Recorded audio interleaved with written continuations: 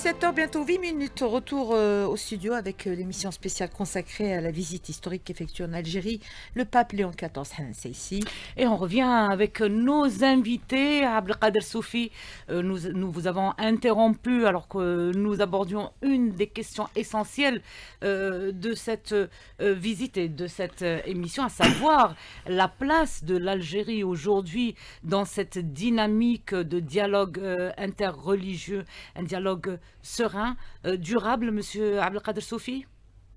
Oui, absolument. Donc, je disais, l'Algérie ayant connu beaucoup de difficultés dans son histoire, mais aussi avec son riche patrimoine de paix et de stabilité. L'Algérie qui regarde la Méditerranée est un pays donc qui a toujours été au contact avec les civilisations autour de la Méditerranée, mais aussi l'Algérie qui est partie prenante et totale à la fois de l'Afrique et du monde arabe. Donc, elle ne peut pas se dissocier de ce qui se passe ici ou ailleurs. D'ailleurs, en épousant une vision de paix par rapport au conflit, et la feuille de route de l'Algérie a toujours été mise sur la base de concessions des belligérants, mais surtout aussi de travailler sur des questions de paix pour rétablir un ordre perdu ou pour revenir à une meilleure situation pour beaucoup de pays aujourd'hui qui sont des États faillis ou au bord de la faillite. Et Là, donc, oui. cela dit que l'Algérie, donc, dont elle représente, elle est le nœud de connexion stratégique comme étant une porte de l'Afrique. Dans ce sens, sa relation avec le Vatican est le point de départ pour une tournée africaine d'ailleurs.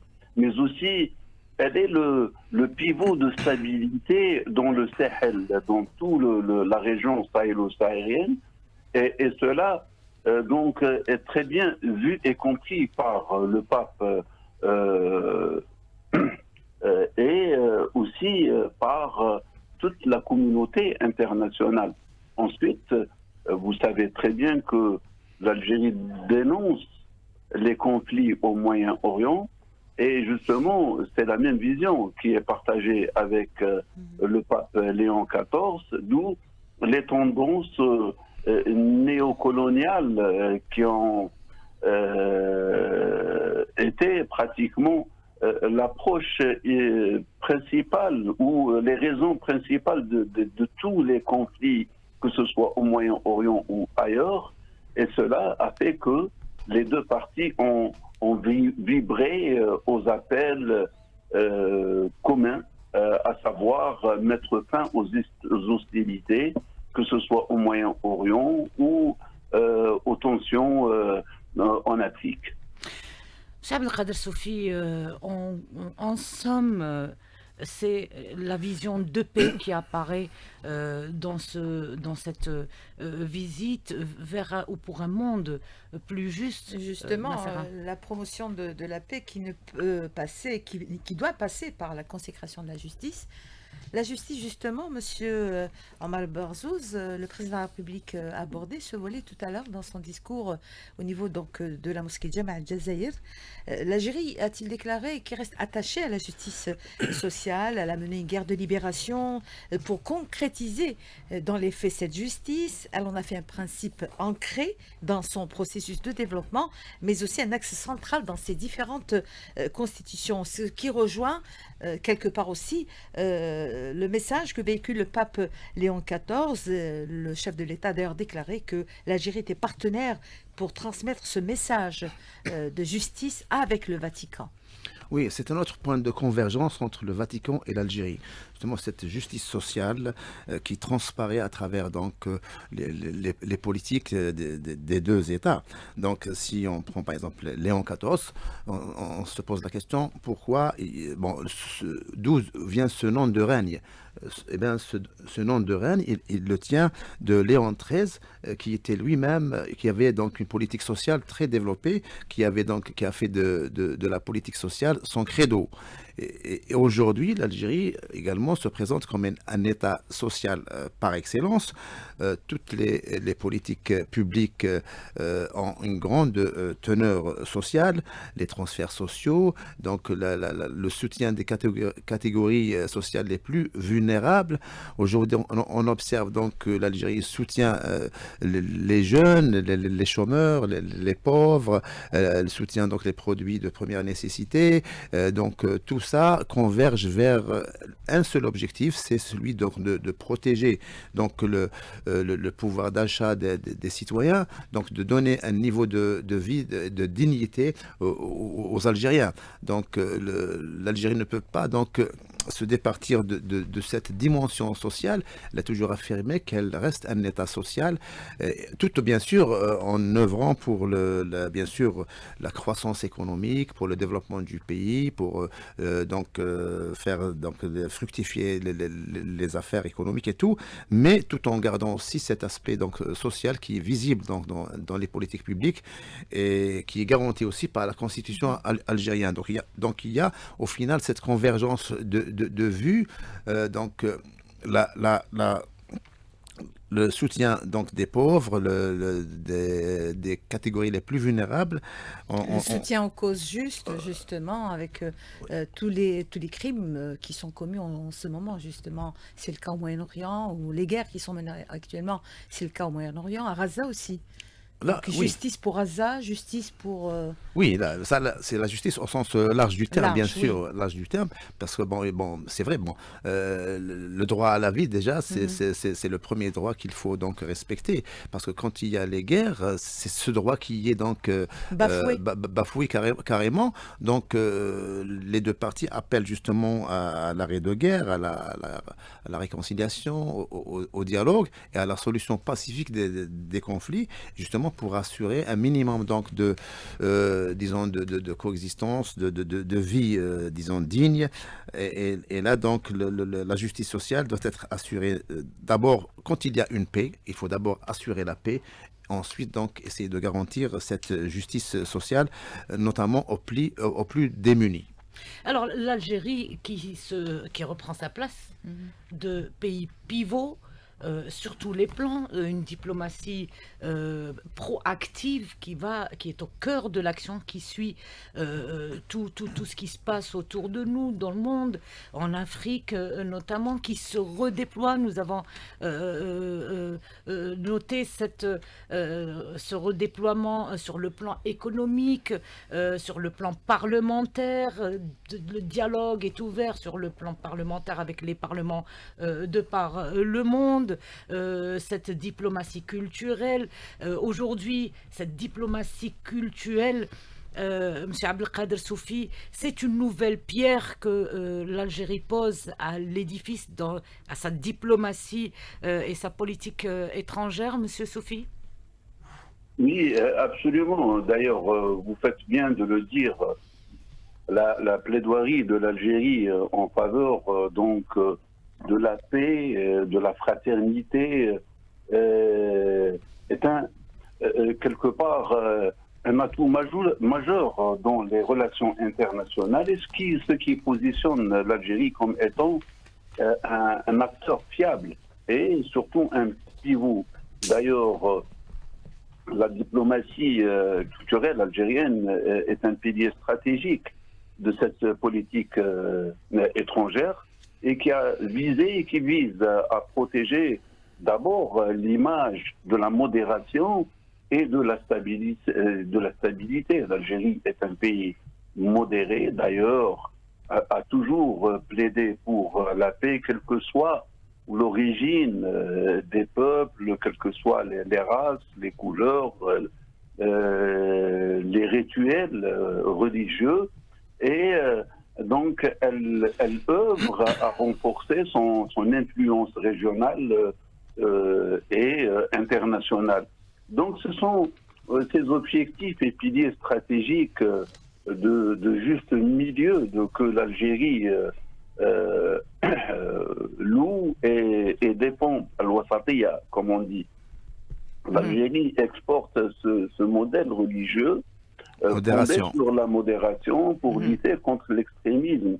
Cette approche est un levier de sécurité indispensable face aux menaces terroristes un peu partout à travers le monde. Et d'ailleurs, ce dialogue interreligieux, si vous voulez, en accueillant le pape Léon XIV, l'Algérie se positionne comme un pont entre l'islam et le christianisme, prouvant que la coexistence est une réalité concrète et non un simple slogan.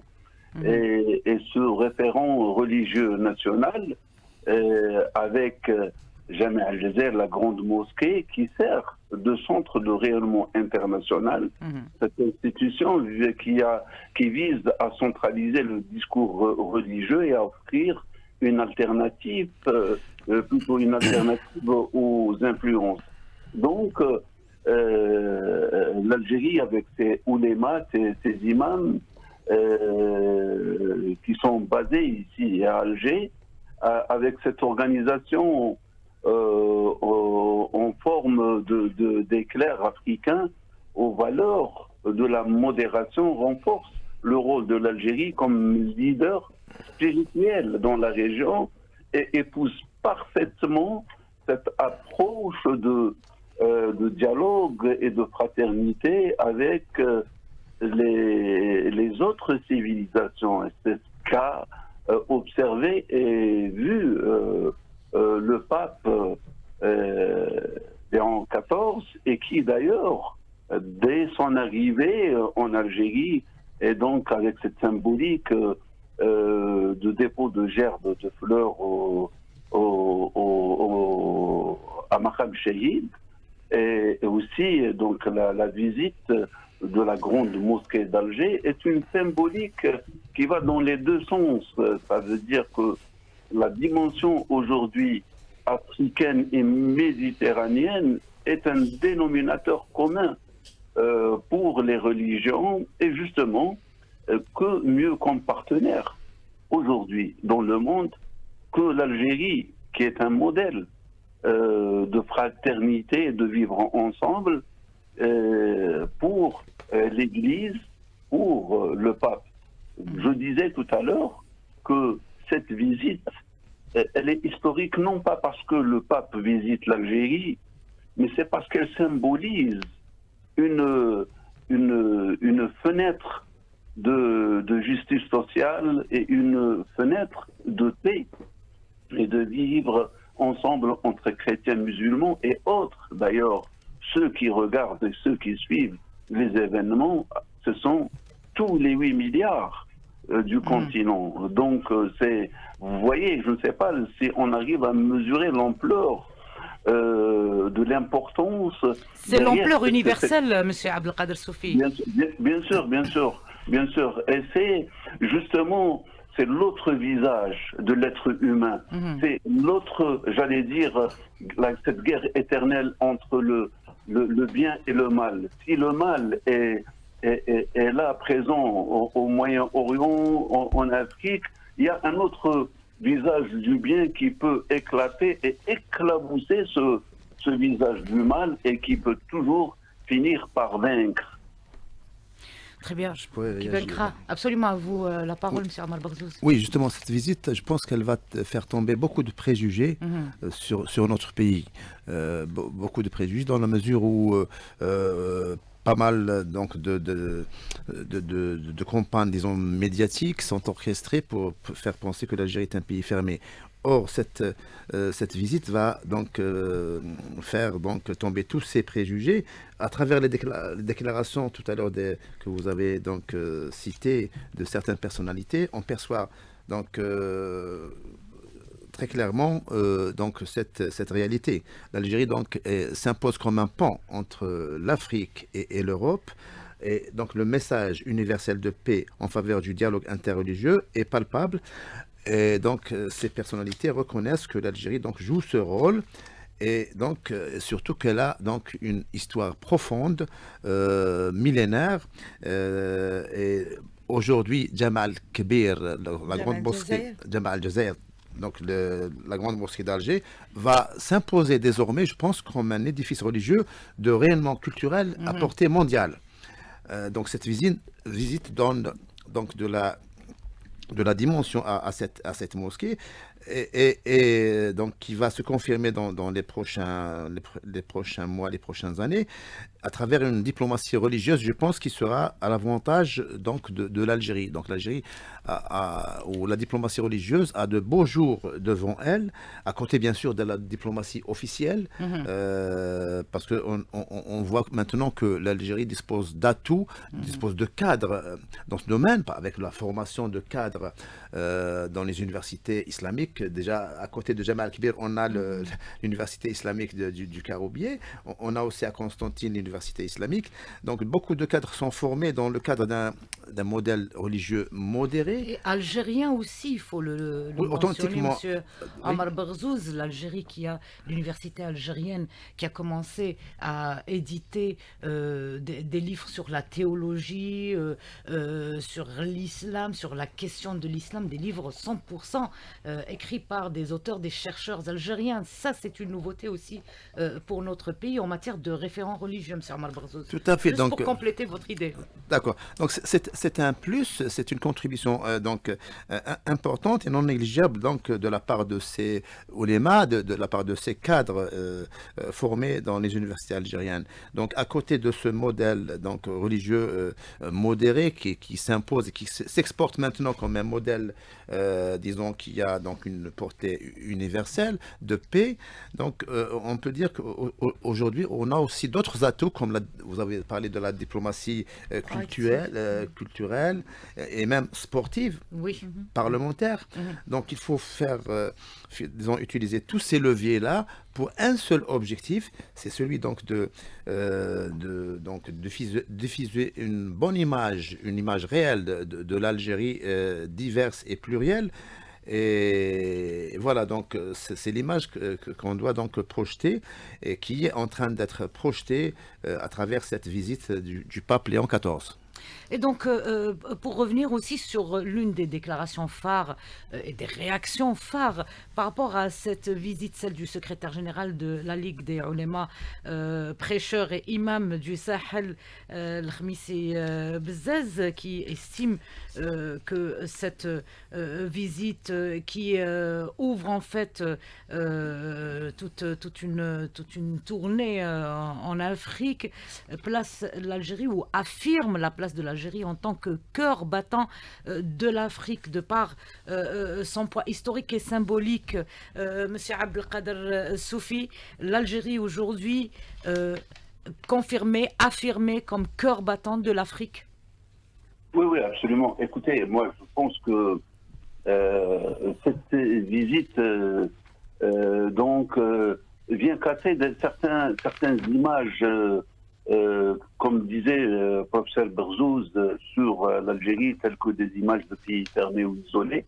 C'est que la réalité est autre. L'Algérie est arrivée avec le bon vouloir de ses enfants à se redresser, à se créer un chemin et avoir une position en Afrique. Monsieur Abdelkader Soufi, je vous interromps encore une fois pour revenir à Nasser Ahmed Jadel et la visite. Voilà, le pape Léon XIV qui poursuit sa visite en Algérie avec cette escale au niveau de la basilique Notre-Dame d'Afrique. Il vient d'arriver justement sur place au niveau de cette œuvre architecturale qui surplombe la baie d'Alger.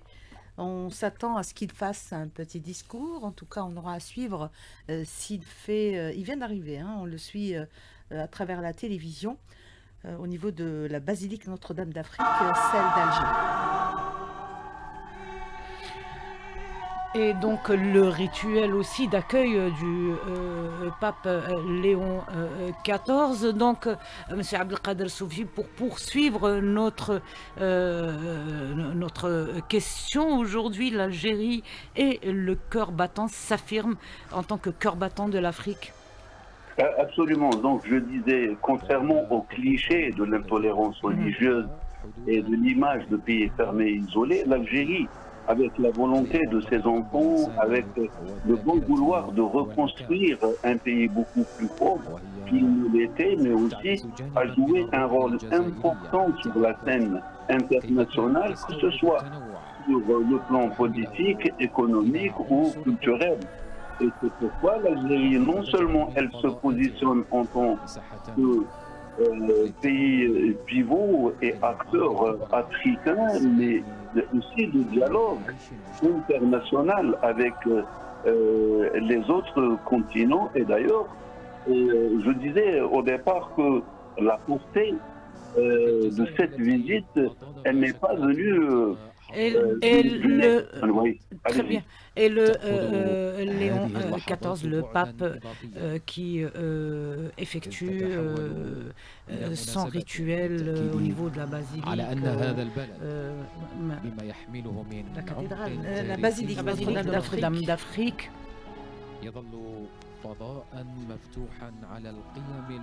Voilà, un édifice qui reste ouvert, donc, ou qui symbolise le vivre ensemble, un espace chargé d'histoire, patrimoine donc de l'Algérie. C'est une œuvre architecturale qui a connu donc des travaux de rénovation et de restauration, témoignant de cette ouverture sur le monde de l'Algérie. Qui, au-delà de l'islam, assure la pratique du culte des autres religions. Très Saint-Père, c'est avec une immense joie et une très grande émotion que nous accueillons dans cette basilique de Notre-Dame d'Afrique, lieu de fondation des Pères Blancs et des Sœurs Blanches, les missionnaires d'Afrique. C'est d'ici que l'Évangile est parti vers beaucoup de pays d'Afrique. Il était donc très bon que votre premier voyage sur le continent africain, en qualité de souverain pontife, commence ici. Cette basilique est un espace de rencontre et de fraternité. Plus de 9 personnes sur 10 qui en franchissent le seuil sont de religion musulmane. L'inscription qui les accueille, « Priez pour nous et pour les musulmans », dit la vocation maternelle de Marie pour l'humanité tout entière.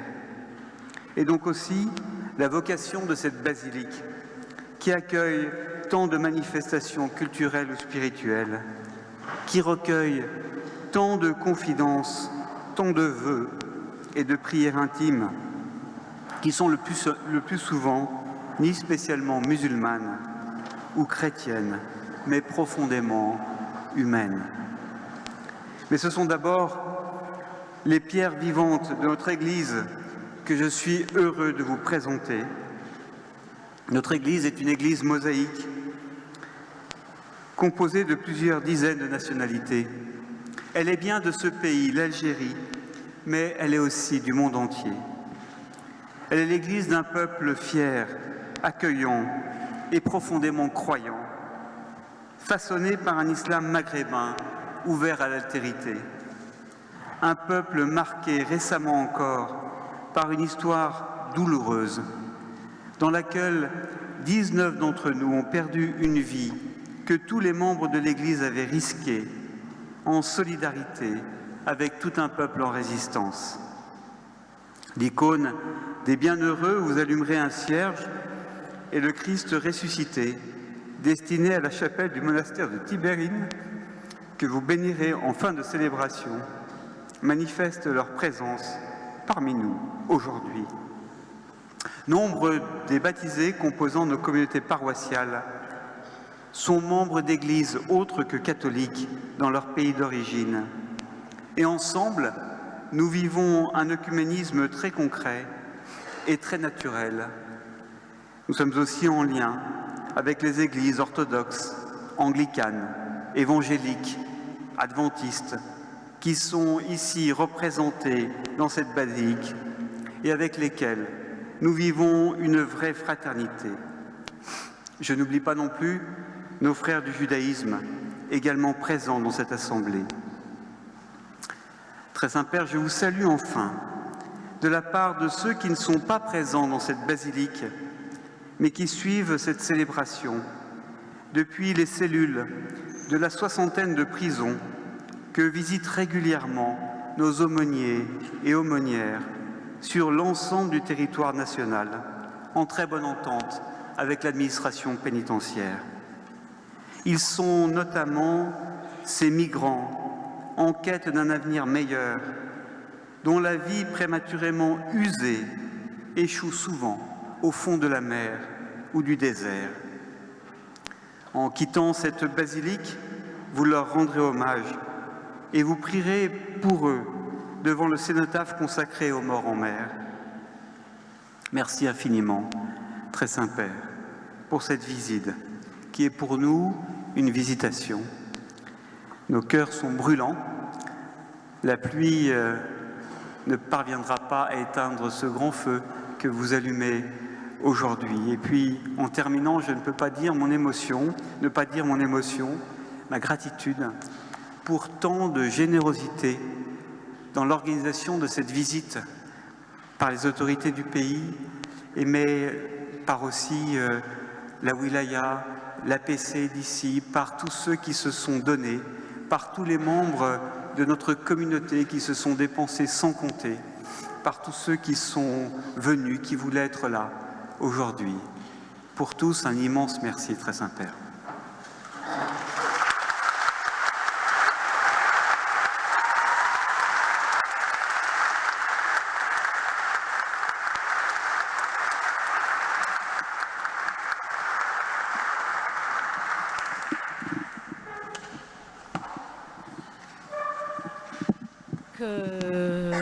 Le pape Léon XIV accueilli par les missionnaires de l'Église catholique du Vatican en Afrique, suivi un accueil chaleureux suivi de l'allocution du cardinal, de l'archevêque de la basilique de Notre-Dame d'Afrique, Vesco. Quelques mots reviennent. La basilique d'Alger, de Madame l'Afrique, comme on le dit communément chez nous, un espace de rencontre et de fraternité. Nous faisons de notre mieux pour être solidaires avec les pauvres et leur témoigner de notre amour pour eux. Nous accompagnons les enfants vivant avec un handicap et leurs parents. Au début, nous allions de famille en famille, mais au fur et à mesure, le nombre augmentait et il devenait de plus en plus difficile à parcourir toutes les familles comme il se devait.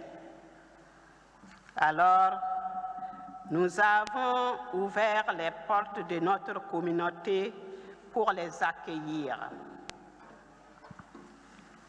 Par la suite, la maman d'une des enfants vivant avec un handicap a créé une association pour les enfants handicapés.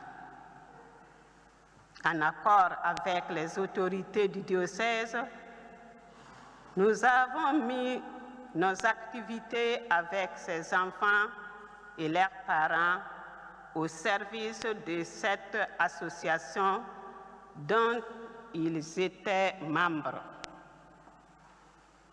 Par la grâce de Dieu et le soutien des personnes généreuses, aujourd'hui, l'association a un centre équipé pour les personnes vivant avec un handicap, surtout les enfants.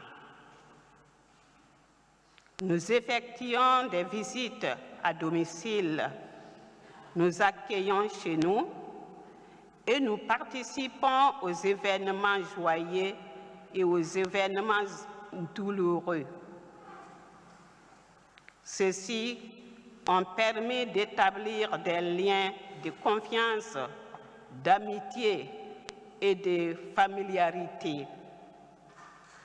Ces liens de proximité nous ont permis de prendre davantage conscience de la nécessité d'aller dans les périphéries dont parlait le pape François et de découvrir la richesse de l'apostolat dans ces milliers. Avec notre petite expérience dans l'accompagnement des enfants vivant avec un handicap et leurs parents, nous affirmons que ces enfants ne sont vraiment pas seulement un problème à résoudre, mais des frères et sœurs à accueillir avec amour. Ils sont des nôtres, avec qui nous partageons les mêmes joies et les mêmes peines. Merci Saint-Père.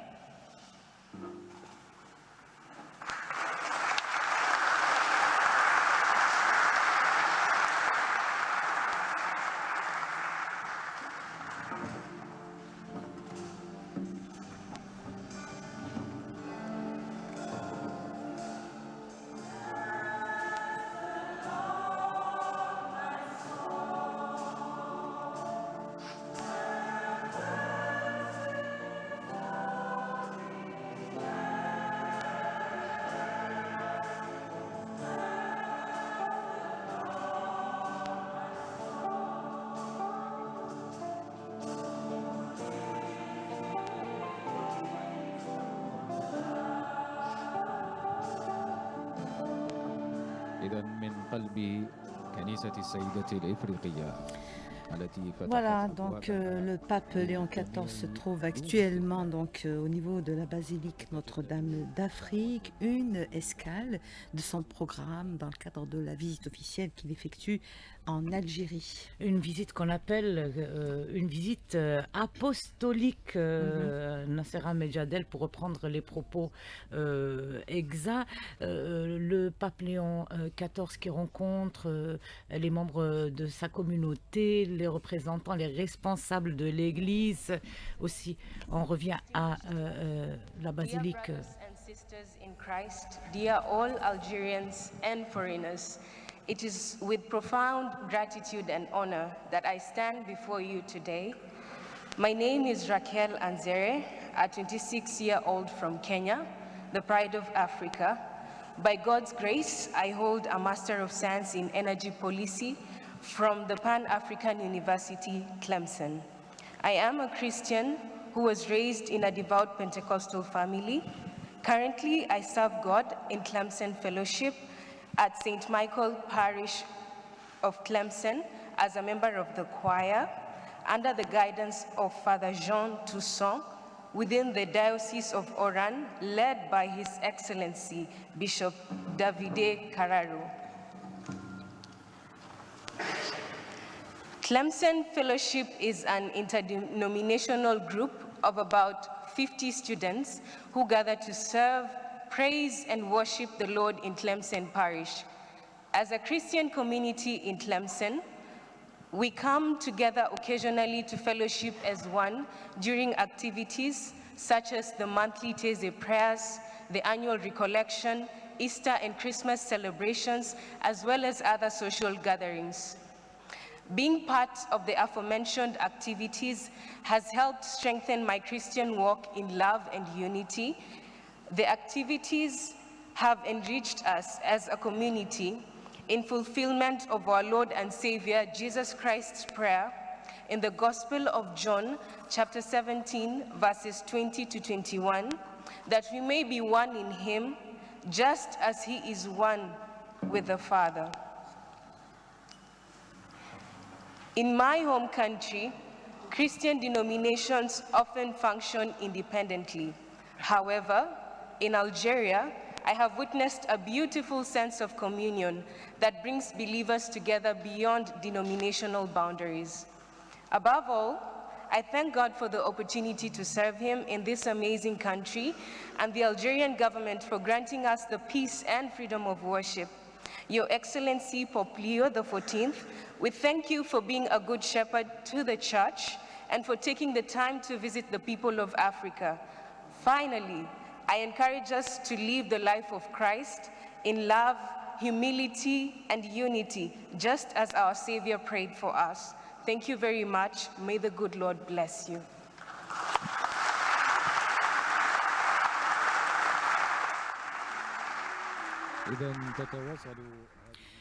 C'était là un témoignage fort d'une étudiante Africaine, originaire du Kenya, étudiante à l'université panafricaine à Tlemcen.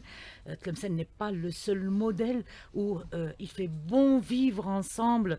L'étudiante qui témoigne de ce climat de respect, de cohabitation, d'acceptation et du vivre ensemble qu'elle a remarqué justement au sein de la société algérienne, ce qui révèle aujourd'hui cette ouverture de l'Algérie et qui confirme davantage l'esprit du bon vivre ensemble en Algérie.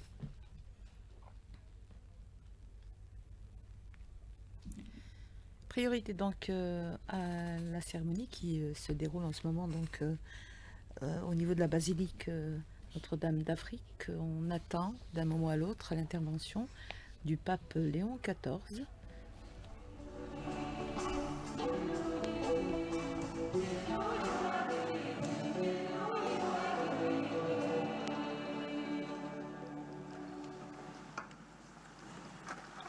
Saint-Père Azul, vous commencez un voyage en Afrique.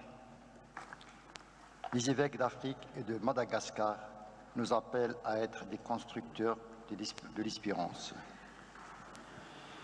Je m'appelle Emmanuel Ali.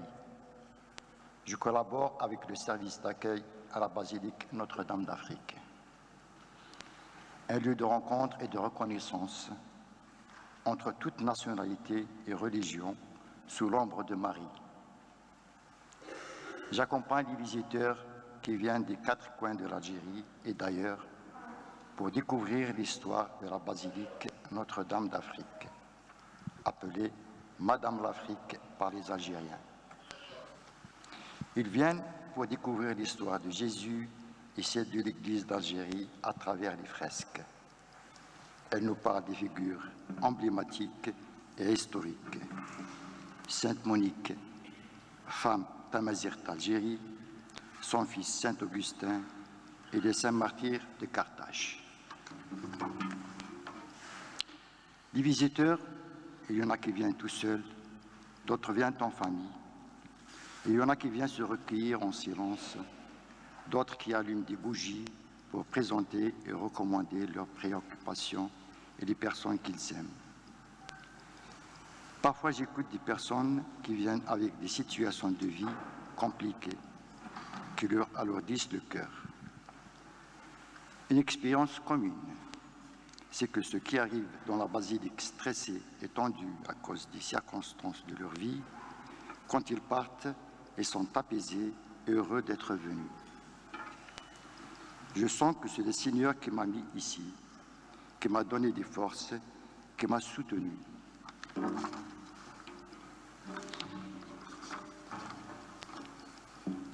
Ici, j'ai appris le calme, le lieu et l'ambiance sont très paisibles. J'ai appris aussi à être proche des autres. J'ai appris la patience et à répondre aux questions avec simplicité et amour. Ici, nous essayons de construire des ponts entre les chrétiens et les musulmans pour que nous puissions vivre ensemble dans la paix. Et c'est cela notre espérance. L'espérance que nous essayons de construire. Les Algérois la surnomment l'Alla Mariam, un lieu de paix et de fraternité qui réunit les Algériens dans son amour. Notre-Dame d'Afrique, priez pour nous et pour les musulmans. Merci.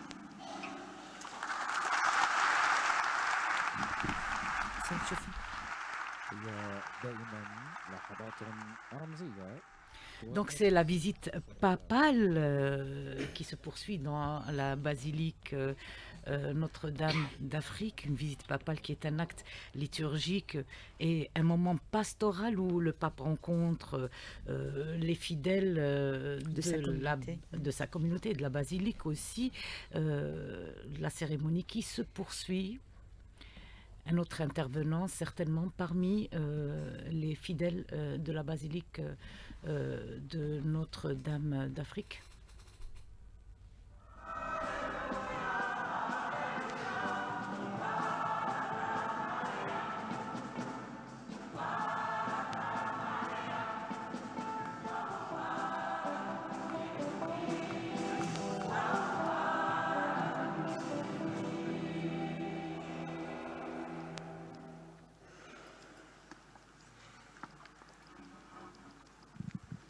Saint-Père, permettez-moi d'apporter ce témoignage en rapport avec l'expérience humaine que nous vivons ici en terre algérienne. Une modeste expérience du vivre ensemble, mais qui pourrait être un signe d'espérance pour notre monde. Nous avons tant besoin de voir que la foi véritable n'isole pas mais ouvre, unit sans confondre, rapproche sans uniformiser et fait grandir une vraie fraternité. Au sein de l'Église catholique d'Algérie, dans la plupart des services, nous travaillons main dans la main, chrétiens et musulmans, partageant les mêmes préoccupations. Accueillir, servir, écouter, prendre soin des plus fragiles, organiser, trouver des ressources financières et œuvrer pour que les centres d'activité soient des lieux sûrs qui préservent la dignité des personnes. Ce service aux plus vulnérables, aux femmes, aux enfants, aux personnes âgées, aux malades, vécus ensemble, crée une fraternité réelle qui se fortifie dans la conviction que servir l'homme, c'est d'abord servir Dieu et se nourrit de toutes les belles choses qu'on y met les uns et les autres, nos compétences, notre dévouement, notre patience, notre pardon, notre compassion et notre bienveillance. Je côtoie au quotidien mes frères et mes sœurs chrétiens. Je les vois prier, célébrer, vivre leur vocation avec fidélité. Et sans confondre nos chemins, moi qui prie Dieu selon la tradition musulmane, je me retrouve dans une même attitude intérieure. Rechercher Dieu, apprendre à aimer davantage et me laisser transformer pour devenir meilleur envers les autres.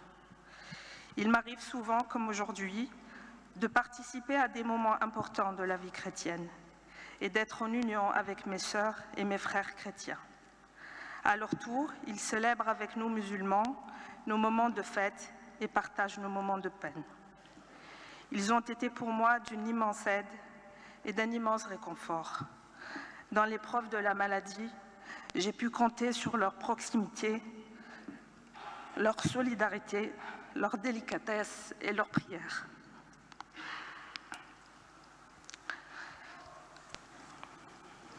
Je vis à côté d'une communauté du mouvement des Focolars. Leur effort quotidien pour mettre en pratique l'amour du prochain m'interpelle souvent et me fait réaliser que la vie n'est pas d'abord faite de grandes œuvres visibles, mais d'une communion vécue jour après jour, là où le Seigneur nous place. Que la fraternité se construit aussi dans les gestes simples, un sourire, un salut qui vient du cœur, une parole bienveillante, un service rendu sans attendre rien en retour. Et dans les petites choses du quotidien, se souhaiter une bonne fête, partager un repas après un temps de jeûne, écouter le sens spirituel d'une célébration. Cette vie partagée, dans laquelle je découvre que le Seigneur agit dans la rencontre sincère de l'autre, qui n'est pas une menace mais un don, me fait prendre conscience que nous aspirons pareillement à la dignité, à l'amour, à la justice et à la paix, et qu'on peut marcher ensemble dans la confiance et dans l'espérance. Pour nous ici en Algérie, comme ailleurs, le chemin n'est pas terminé, et chaque jour, nous devons réapprendre l'humilité et l'amour. Je rends grâce à Dieu qui est un, Et pourtant, il aime la diversité qu'il a lui-même créée. Et je prie pour qu'avec nos frères et sœurs chrétiens, nous puissions contribuer humblement à bâtir ce monde où l'on peut vraiment vivre, prier, travailler et rêver ensemble. Merci.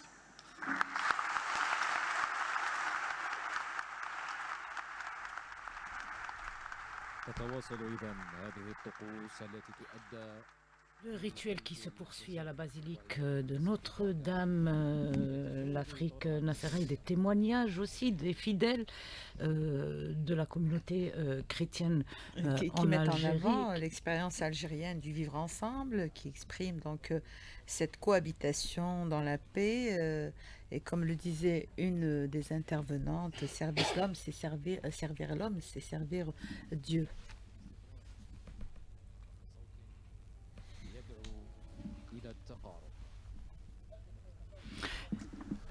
C'est des appels aussi à un rapprochement, un renforcement de ce vivre ensemble aussi.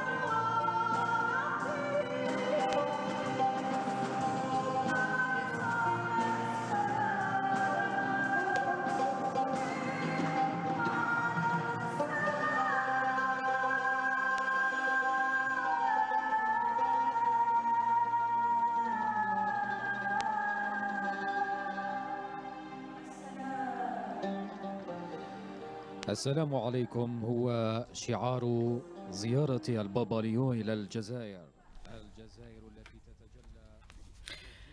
La cérémonie qui se poursuit ainsi, Nassera Medjadel, M. Omar Barzouz, au sein de la basilique de Notre-Dame d'Afrique, une cérémonie qui est considérée comme un acte liturgique et un moment pastoral où le pape rencontre les fidèles, discute, écoute leurs doléances. C'est une occasion aussi de témoignages. Nous en avons écouté quelques-uns. Les témoignages qui ont mis en avant l'expérience humaine du vivre ensemble. Du vivre ensemble. Retour à la basilique Notre-Dame d'Afrique. ففي مثل هكذا لحظات Des moments forts qui rappellent et qui nous renvoient vers cet esprit du bon vivre ensemble, de la cohabitation, coexistence et de l'acceptation aussi. Monsieur Omar Barzouz, Nassera Medjadel, pour reprendre... Chrétiens et musulmans, et travaillent main dans la main. Le cardinal Vesco. On revient à la basilique. Chers frères dans l'épiscopat, chers prêtres, diacres, religieux, religieuses, chers enfants de l'Église d'Algérie, c'est avec une grande joie et une paternelle affection que je vous rencontre aujourd'hui, vous qui êtes une présence discrète et précieuse, enracinée dans cette terre marquée par une histoire ancienne et par les lumineux témoignages de foi. Votre communauté a des racines très profondes. Vous êtes les héritiers d'une multitude de témoins qui ont donné leur vie, poussés par l'amour de Dieu et du prochain. Je pense en particulier aux 19 religieux et religieuses martyrs d'Algérie qui ont choisi d'être aux côtés de ce peuple dans ses joies et dans ses peines. Le sang est une sémence vivante qui ne cessera jamais de porter du fruit. Vous êtes également les héritiers d'une tradition encore plus ancienne qui remonte au premier siècle du christianisme. La voix ardente d'Augustin d'Hippone a résonné sur cette terre, précédée par le témoignage de sa mère, Sainte Monique, et d'autres saints. Le mémoire est un appel lumineux à être aujourd'hui des signes crédibles de communion, de dialogue et de paix.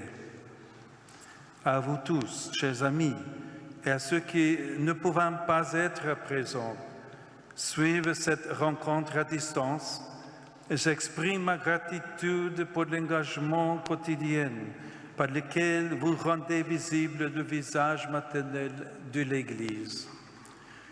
Je remercie son éminence pour les paroles qu'il m'adressait, ainsi que Raquel, Ali, Moni et Sœur Bernadette, pour ce qu'ils ont partagé. À la lumière de ce que nous avons entendu, je voudrais que nous nous arrêtions pour réfléchir ensemble sur 3 aspects de la vie chrétienne que je considère comme très importants, en particulier pour votre présence ici. La prière, la charité et l'unité. D'abord, la prière. Nous en avons tous besoin. Saint Jean-Paul II le soulignait en s'adressant aux jeunes. L'homme, disait-il, ne peut vivre sans prier, tout comme il ne peut vivre sans respirer. Il présentait ainsi le dialogue avec Dieu comme un élément indispensable, non seulement pour la vie de l'Église, mais aussi pour celle de toute personne. Saint Charles de Foucault l'avait aussi compris, lui qui, dans le fait d'être une présence brillante, avait reconnu sa vocation. Il écrivait « Je vis ici dans la joie, au pied de très saints sacrements » et recommandait Priez beaucoup pour les autres. Consacrez-vous au salut de votre prochain par tous les moyens en votre pouvoir. Prière, bonté, exemple. À ce propos, Ali, en parlant de son expérience de service à Notre-Dame d'Afrique, nous a dit que beaucoup viennent ici pour se recueillir en silence, présenter et recommander leurs préoccupations et les personnes qu'ils aiment, et rencontrer quelqu'un disposé à les écouter, à partager les fardeaux qu'ils portent dans leur cœur. Il a remarqué que beaucoup repartent sereins et heureux d'être venus. La prière unit et humanise. Elle fortifie et purifie le cœur. Et l'Église algérienne, grâce à la prière, sème de l'humanité, de l'unité, de la force et de la pureté autour d'elle, atteignant des lieux et des contextes que seul le Seigneur connaît. Un deuxième aspect de la vie ecclésiale sur lequel je voudrais m'attarder est celui de la charité. Sœur Bernadette nous en a parlé lorsqu'elle a partagé son expérience d'aide aux enfants en situation de handicap et à leurs parents. Dans ces propos, nous percevons la valeur de la miséricorde et du service, non seulement comme un soutien aux personnes plus fragiles, mais surtout comme un lieu de grâce où quiconque se les impliquer grandit et s'enrichit. Sœur Bernadette nous a raconté comment, à partir d'un simple geste initial de proximité, la visite aux malades, sont nées comme des germes. D'abord un système d'accueil, puis une organisation d'assistance de plus en plus articulée, une véritable communauté où de très nombreuses personnes participent aux événements joyeux et douloureux, unies par des liens de confiance, d'amitié et de familiarité. Un tel événement est sain et bénéfique. Il n'est pas étonnant que ceux qui souffrent et trouvent les ressources nécessaires pour améliorer leur santé, tout en apportant de la joie aux autres, comme dans le cas de Fatima. D'ailleurs, c'est l'amour pour les frères qui a suscité le témoignage des martyrs dont nous avons fait mémoire. Face à la haine et à la violence, ils sont restés fidèles à la charité jusqu'au sacrifice de leur vie, aux côtés des tant d'hommes et des femmes, chrétiennes et musulmanes.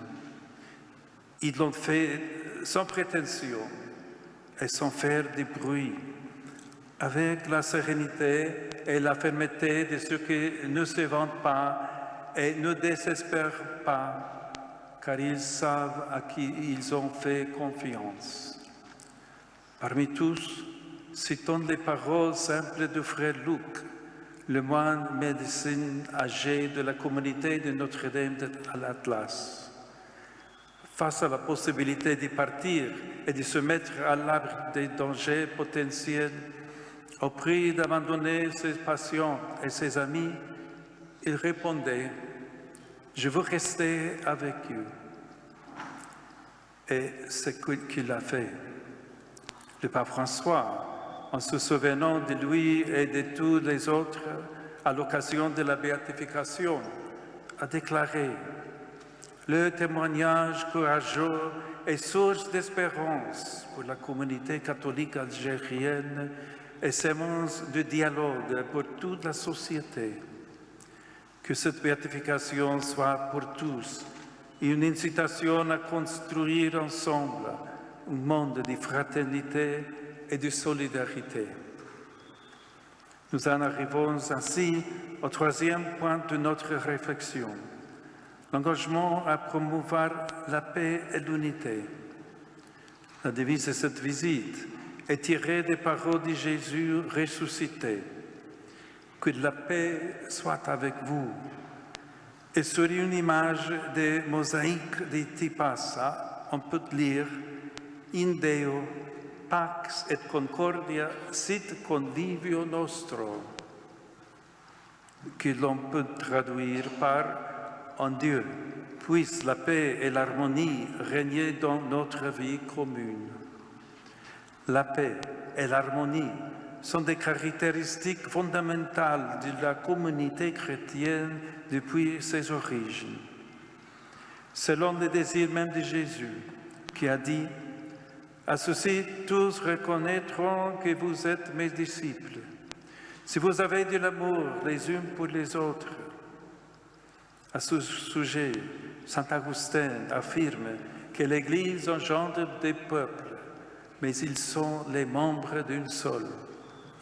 Et saint Cyprien écrit « Pour Dieu, le plus grand sacrifice, c'est la paix qui règne entre nous, notre concorde fraternelle et le fait d'être un peuple réuni dans l'unité du Père, du Fils et du Saint-Esprit. » Il est beau aujourd'hui d'entendre tant de richesses de paroles et d'exemples trouver un écho dans ce que nous avons entendu.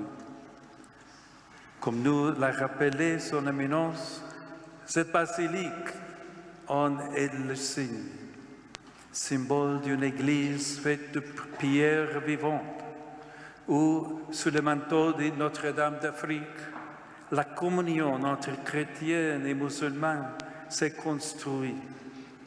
Ici, l'amour maternel de l'Allah Maryam rassemble tout le monde comme des enfants, chacun riche de sa diversité, unis par la même aspiration à la dignité, à l'amour, à la justice et à la paix. Des enfants désireux de marcher ensemble, de vivre, de prier, de travailler et de rêver, car la foi n'isole pas mais ouvre, unit sans confondre, rapproche sans uniformiser et fait grandir une véritable fraternité. Monia nous l'a dit, et Raquel en a témoigné lorsqu'elle a partagé son expérience au sein de la Clement Fellowship. Dans un monde où les divisions et les guerres sèment la douleur et la mort entre les nations, dans les communautés et même au sein des familles, votre vie unie est en paix et une signe forte. Unis, vous répandez la fraternité en inspirant à ceux qui vous entourent des désirs et des sentiments de communion et de réconciliation, avec un message d'autant plus fort et limpide qu'il témoignait dans la simplicité et l'humilité. Une partie considérable du territoire de ce pays est occupée par le désert et on ne survit pas seul dans le désert.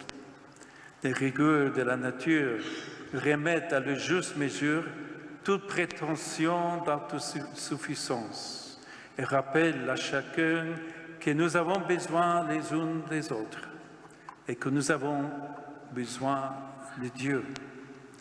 C'est la reconnaissance de cette fragilité qui ouvre le cœur au soutien mutuel et à l'invocation de celui qui peut donner ce qu'aucun pouvoir humain n'est en mesure de garantir, la réconciliation profonde des cœurs et avec elle la paix véritable. C'est pourquoi, chers frères et sœurs, je vous encourage à poursuivre votre travail en terre algérienne comme communauté de foi soudée et ouverte, présence de l'Église, sacrement universel du salut. Merci pour tout ce que vous faites, pour votre prière, pour votre charité, pour votre témoignage d'unité. Je vous assure de mon souvenir devant le Seigneur et en vous confiant à Marie, Notre-Dame d'Afrique, je vous bénis du grand cœur.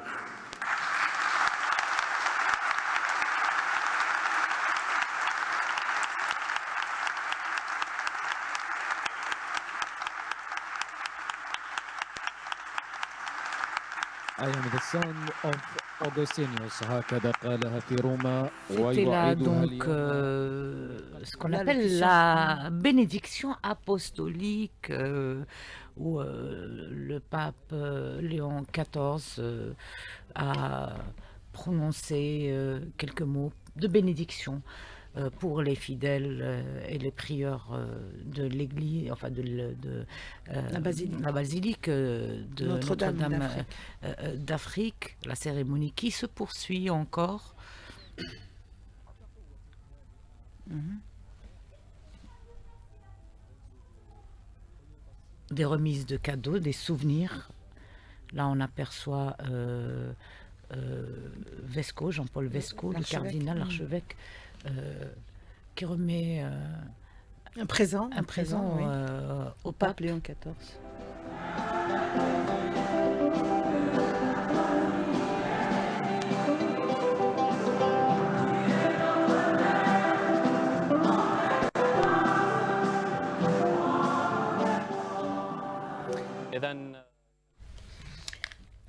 Donc, la cérémonie qui s'achève au niveau de la basilique de Notre-Dame d'Afrique, une cérémonie historique également, où plusieurs messages ont découlé de cette rencontre avec les fidèles, notamment de la communauté chrétienne. Monsieur Berzouz, quelques points, quelques éléments ont attiré notre attention. D'abord avec le cardinal Vesco qui révèle que 9 sur 10 des visiteurs de la basilique Notre-Dame d'Afrique, ou Madame l'Afrique, comme préfèrent l'appeler les Algériens, sont des musulmans algériens. N'est-ce pas le témoignage de cette ouverture, de ce bon vivre ensemble des musulmans algériens qui vont visiter la basilique Oui. Monsieur Berzouz? Oui, on a écouté, on a entendu plusieurs témoignages de ce vivre ensemble, des principaux acteurs là, donc qui fréquentent la basilique Notre-Dame d'Afrique. Et là, ce sont donc des témoignages qui prouvent donc que ce n'est pas un simple slogan que de dire qu'il y a ce vivre ensemble en paix. J'ai en tête donc ce témoignage de cette étudiante kenyane du Kenya qui a fait ses études de master à l'université donc panafricaine de Tlemcen, donc qui parle de coexistence parfaite et de communion avec les Algériens. Il y a également un autre témoignage de cette musulmane qui parle donc d'un travail qui se fait ensemble avec les autres communautés au service des plus vulnérables. Donc il y a une certaine fraternité donc qu'on observe une certaine proximité entre les communautés. Et l'universitaire, nous revenons à la basilique de Notre-Dame d'Afrique, Reda où nous Menassel. retrouvons notre envoyé spécial, Reda Menassel, Nasser Medjadel. Reda Menassel, bonsoir. Bonsoir, Nasser Medjadel. Alors, qu'est-ce qu'on peut retenir de cette cérémonie au niveau de la basilique Notre-Dame d'Afrique? Alors, vous l'avez tous vu à la télévision, la basilique de Notre-Dame d'Afrique a vu arriver il y a à peu près 3/4 d'heure le pape Léon XIV et sa délégation pour une séquence décidément très très attendue. À l'intérieur, Jean-Luc Motoubou, le chef de chœur et sa chorale, ont entonné immédiatement un chant d'accueil et de bienvenue à l'attention du souverain pontife, qui s'est avancé très très lentement vers l'autel sous les vivas et les ovations des présents. Après un mot d'introduction de l'archevêque d'Alger, Jean-Paul Vesco, qui dira, je cite, « Même la pluie ne pourra pas éteindre ce que vous avez allumé aujourd'hui ». Il a écouté plusieurs suppliques, notamment celle d'une association d'enfants défavorisés, avant d'enfin prendre la parole devant une assistance composée de représentants religieux, de quelques politiques et d'étudiants subsahariens. Pax Concordia, dira-t-il. Ses premiers mots avaient pour but de placer sa présence en Algérie comme un jalon historique sous le signe du dialogue et de la rencontre entre les religions. Il a également rappelé l'importance de la mémoire des figures religieuses liées à l'Algérie, notamment celles qui reposent ici même sous nos pieds dans la basilique, et la continuité d'un héritage spirituel marqué justement par des personnalités comme Henri Tessier ou encore les martyrs de Tibérine. Dans cette séquence, à Notre-Dame d'Afrique, le ton général reste celui d'un appel à la simplicité des relations humaines et à la poursuite d'un dialogue interreligieux déjà ancien est bien implémentée en Algérie. Merci beaucoup, Reda Menassel, en direct depuis la basilique Notre-Dame d'Afrique, pour nous résumer cette escale au niveau de cette basilique du pape Léon XIV et la cérémonie qui a suivi donc son arrivée sur place à Hanan Seissi. Une visite papale qui s'effectue à la basilique de Notre-Dame d'Afrique, mais aussi la visite d'un chef d'État, l'État de la Cité du Vatican en Algérie, une visite historique, cette première journée qui touche pratiquement à sa fin. Monsieur Omar Barzouz, vous avez vécu avec nous point par point cette première journée. Quels sont les messages qu'on pourrait retenir de cette première journée, Monsieur Omar Barzouz? Oui, donc je démarre de la dernière séquence qui est beaucoup plus destinée à la petite minorité chrétienne en Algérie. Donc ce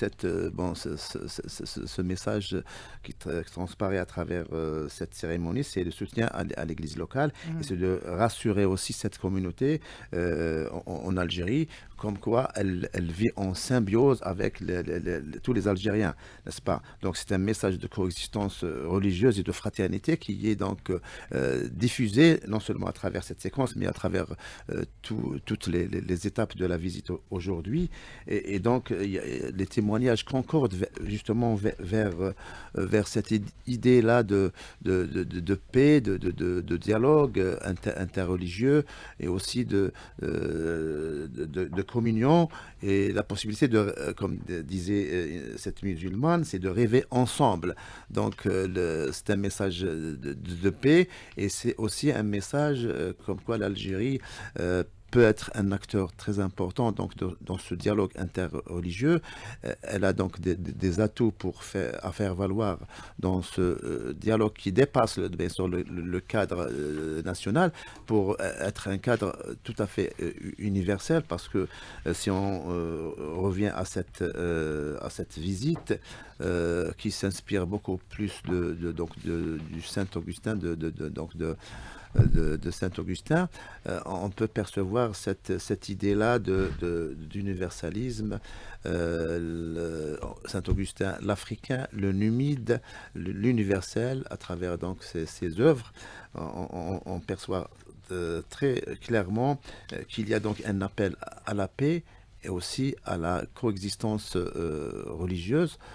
Contrairement à certaines aussi thèses qui développent des idées contraires, en parlant de choc des civilisations, ici donc on s'inscrit carrément dans le dialogue des civilisations, et l'Algérie a un rôle à jouer en matière donc de rapprochement entre les peuples. Et cette visite du pape, donc cette première journée, je pense qu'elle marque une dimension africaine d'abord, Monsieur Omar Barzouz, pour aller crescendo. C'est une dimension africaine d'abord, puisque c'est par l'Algérie que Léon XIV, le pape Léon XIV, entame cette tournée en Afrique. Oui, alors tous les yeux sont braqués sur l'Algérie comme étant la première destination. L'Algérie, elle est africaine. C'est la porte béante de l'Afrique. Et donc, à partir de là, le pape, bien sûr, poursuivra sa visite dans d'autres pays comme le Cameroun, l'Angola et la Guinée équatoriale. Et donc, c'est très important cette première escale, parce qu'elle donne un peu le temps, disons, à la suite du périple, dans le cadre donc d'une certaine idée de rassembler les Africains autour de certaines idées universelles pour la paix. Donc, au-delà, bien sûr, des religions de chaque nation, de chaque peuple, c'est donc le dénominateur commun qu'on recherche ensemble, et qui a comme objectif donc la pacification des relations internationales. L'Algérie, donc, c'est un pays d'Afrique, et Saint-Augustin, il est africain. Le pape, donc, disons, revendique le pape revendique ses origines comme étant donc un fils de Saint-Augustin. Donc il se proclame un peu de cette continuité. Et là, donc, il y a une certaine concordance disons, des religions vers la pacification des relations. Cela sur le plan africain. Deuxième dimension, c'est la dimension régionale, la portée régionale de cette visite. L'Algérie qui est considérée aujourd'hui comme le pont entre les deux rives, l'Afrique et l'Europe.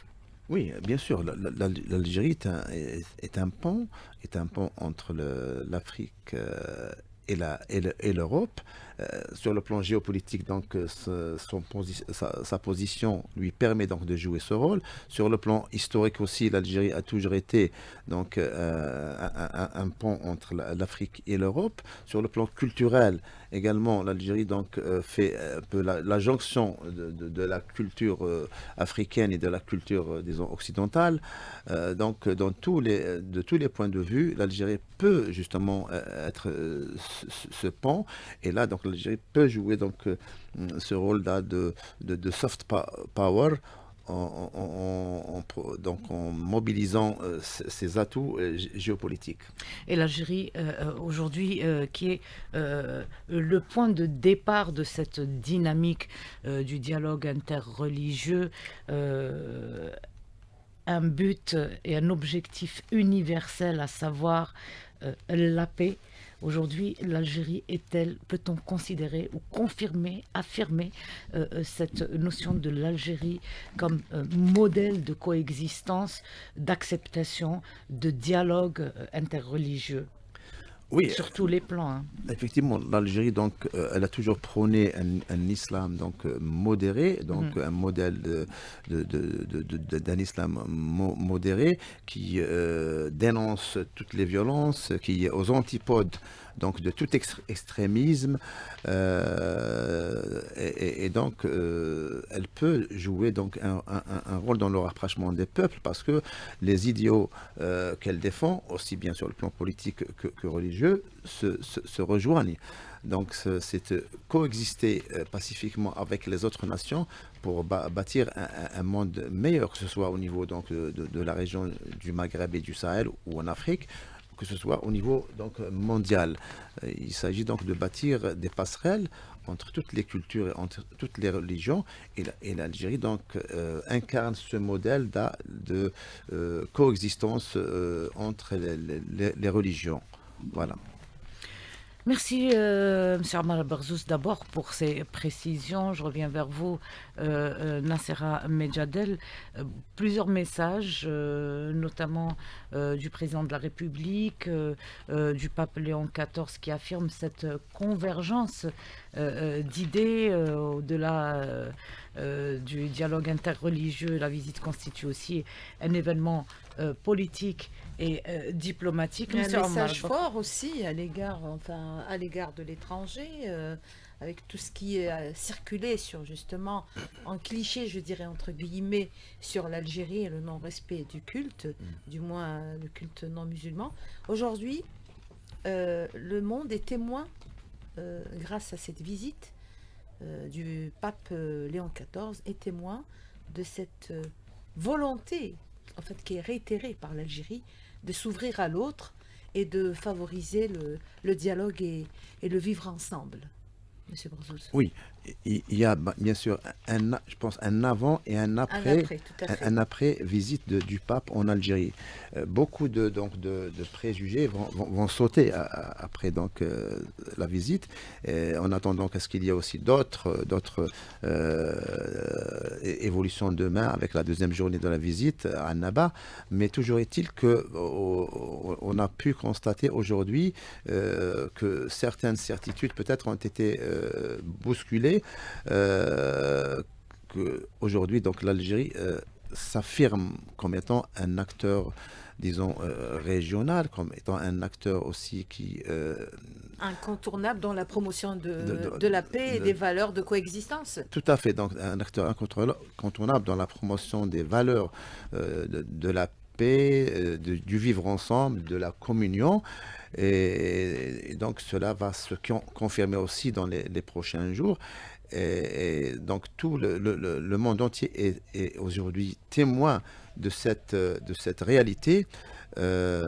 Beaucoup de préjugés donc vont tomber. Ceux qui pensaient que l'Algérie était un pays fermé, que l'Algérie donc n'était pas au diapason donc de cette existence, de cette coexistence, ils se leurrent, ils se trompent. Et voilà, donc aujourd'hui, on peut dire que beaucoup de résultats positifs vont être, beaucoup d'enseignements seront tirés de cette visite papale en Algérie, qui va donc remettre en question beaucoup de préjugés, beaucoup d'idées reçues sur l'Algérie. Une visite très suivie d'ailleurs de par le monde, M. Omar Barzouz. Il y a eu de vives réactions à cette visite. L'association, notamment la présidente du Conseil des ministres de la République italienne, Giorgia Meloni, la visite du pape, elle considère que la visite du pape Léon XIV est un événement historique qui confirme que l'Algérie joue un rôle important dans le rapprochement des points de vue et l'établissement de ponts de coopération entre l'Europe et l'Afrique. Meloni, qui était l'hôte de l'Algérie il y a quelques jours, des relations diplomatiques entre l'Algérie et l'Italie très fortes, des relations d'amitié, historiques même, et une convergence de points de vue sur de nombreuses questions. Aujourd'hui, il y a eu aussi la réaction du recteur de la basilique Saint-Augustin d'Annaba, Fred Wekesa, qui estime que cette visite historique du souverain pontife est d'une importance stratégique et spirituelle. Et d'abord, la stratégie, quand on dit stratégique, qu'est-ce qu'on entend par stratégique, justement? Stratégique, ça veut dire que bon, l'Algérie peut tirer, disons, profit de cet outil-là, donc de diplomatie religieuse. C'est-à-dire, bon, vous avez parlé tout à l'heure de la déclaration de la présidente du Conseil des ministres italien, Giorgia Meloni. Que cette visite du pape s'inscrit dans le prolongement, disons, du ballet diplomatique entre l'Italie et l'Algérie. Donc il y a le côté diplomatique et politique, et aujourd'hui qui est renforcé par la dimension religieuse. Donc cette visite du pape, je pense qu'elle renforce un peu l'action diplomatique de l'Algérie, donc au niveau régional, au niveau euro-méditerranéen. Et donc, je pense que voilà, c'est le côté stratégique réside dans le fait que l'Algérie utilise, elle utilise toutes les dimensions diplomatiques, religieuses, culturelles et économiques pour un même objectif. C'est bien sûr la coopération régionale et internationale avec les États d'abord du pourtour méditerranéen, qui veulent instaurer aussi le dialogue, la paix. C'est tiré un peu, monsieur Omar Barzouz, je vous interromps. Est-ce que ça veut dire qu'on peut comprendre que c'est un peu aujourd'hui le rôle de l'Algérie qui permettra de tirer vers le haut ce dialogue et l'ouvrir, un dialogue périn, serein, sensé, modéré, dans un esprit modéré, d'acceptation, pour le mettre à la faveur de l'humain, de l'humanisme, de l'humanitaire, au service de l'humanitaire quelque part. Oui, bien sûr. Il y a quelques années, le dialogue a stagné, il faut le dire. Aujourd'hui, c'est l'Algérie qui est en pole position pour tirer vers le haut ce dialogue. Oui, l'Algérie a fait un grand pas justement dans cette direction-là. Aujourd'hui, elle est au devant de la scène, c'est-à-dire que maintenant que les tabous sont tombés, que les préjugés vont donc se casser l'un après l'autre, l'Algérie peut se targuer donc d'être, disons, une des locomotives qui va donc impulser un peu le dialogue interculturel et interreligieux. Parce que l'Algérie, grâce à son modèle de pays musulman, bien sûr, à forte majorité musulmane, et islam modéré, peut tirer la locomotive vers l'avant en essayant donc de réaliser des objectifs communs de coexistence pacifique, religieuse et de développement durable aussi, parce qu'il s'agit aussi de donner une impulsion au développement durable dans le cadre aussi de ces relations, que ce soit entre l'Algérie et le Vatican, ou l'Algérie et les partenaires méditerranéens, ou d'une façon plus globale entre l'Algérie et le reste du monde. Monsieur Omar Berzouz, merci pour tous ces éclairages, ces réactions aussi à chaud. À vous l'antenne, Nasser Ahmed Jadel. Merci beaucoup, monsieur Omar Berzouz. Je rappelle que vous êtes politologue. Merci d'avoir pris part à cette émission.